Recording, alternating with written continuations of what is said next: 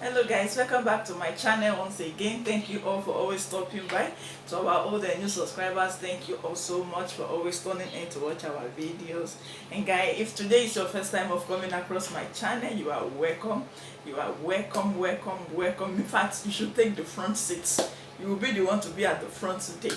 So you will take the front seat. You are welcome once again. And if you have not subscribed yet, consider subscribing and also on the notification button so that each time I upload a new video, you will be the first to get notification. So guys, in today's video, I want to show you how you can do your plantain frittata.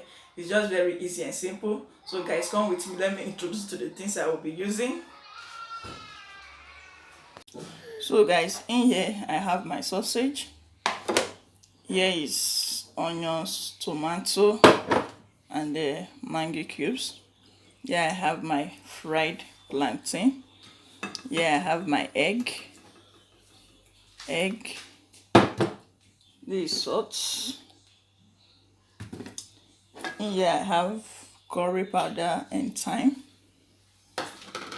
And here is barakika pepper. That is what I will be using. So guys, let's get starting.